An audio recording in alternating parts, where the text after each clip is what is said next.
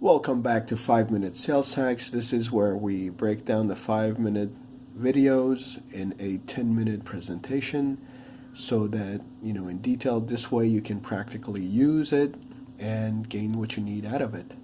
And today we're going to talk about the art of listening. Well, and that's the ear, by the way. This is an iceberg, and there's a little boat, just in case you're wondering. Now, art of listening, by far the most underutilized system, technique, platform that you could have for your sales organization, for your service organization, for your anything you do, for your parenting even. And the number one thing is, and most people tend to show you about 10% of their hand most of the time, and about 90% of rest of it actually lies underwater, meaning that they will show you a logical response, whereas their emotional decision making is hidden in the back. And a lot of people have a problem unlocking that, and that is simply because of poor listening. And it's amazing to me that organizations don't invest, time and money in making sure that their people listen better.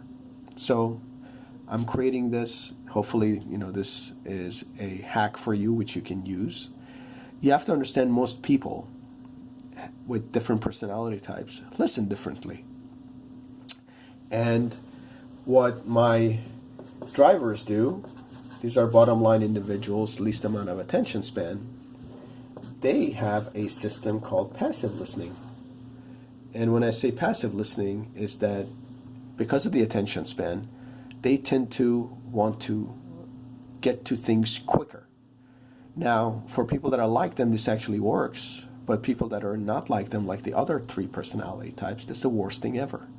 If you ever been in a conversation with someone and you were like, yeah, so that's how it started and we got, to the next step of our development, and someone says, oh, I completely see that. Now, having said that, let me just finish this, what I was going to tell you. And you're like, wait a minute, in your head, you're like, that was pretty rude, man. You just cut me off.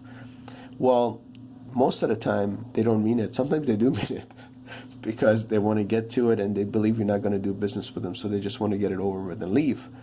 But in some cases, they do not mean it because they are not built that way. It's just they simply surpass their attention span. This is something that needs to be trained so that people can flex between the personality types when it comes to listening. Most things, I would say, just stay, who you are and be able to, work with other people that are like yourself. You really don't need to, focus on things as much as far as flexing goes. But with listening, absolutely you do. Because in situations like this, even individuals that are bottom line driven utilize this iceberg because they're emotional decision makers, regardless of how logical, they are in expressions. So yes, art of listening by far is the most focused area for anyone doing anything, business related, personal related. So having said that, passive listening is literally dealing with about 10% of the tip of the iceberg when it comes to emotional decision making. Now, our second type, our socials, do a lot of relative listening because they want to be the center of attention. So what they do is immediately change the focus in the middle of someone telling something. And that makes a lot of people upset unless they're social, which is their attention span is short and they're scattered. So you know what? They just shift with it. What I mean by relative listening is that they relate constantly. You're like, you know what? I did fall and I did twist my ankle and I was out for 2 weeks. Oh my God, you did that? Guess what I did? I also fell. I broke mine, outdoing you, taking the attention to themselves. And I was out for 6 months with crutches, and you're like, okay. And that's where most of the problem is. So relative listening is really a social thing, is our socializers out there. They tend to do that all the time because they do not want to share the stage. They want to be the attention getters. So they tend to do that. Now, it works great with other social people, but as we know, when two socials get together, decision-making process comes a thing of almost never happens. Or it's so prolonged, conversation goes 50 minutes, and at the end of it, they totally forgot what they were talking about to begin with. Now, my emotionals, right? They do what? Emotional listening. What is emotional listening? Emotional listening is actually one of the good, if not one of the best type of listenings out there.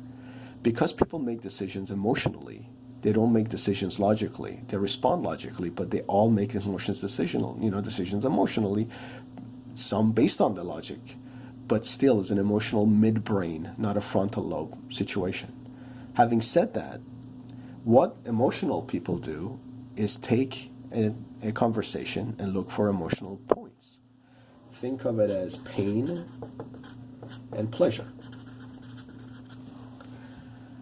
And they are one of the best listeners. And the beauty of this situation is that, a lot of people that you see on TV that are, storytellers or, they are great interviewers, even people like Oprah and, Howard Stern, they always listen to emotional pain and pleasure points.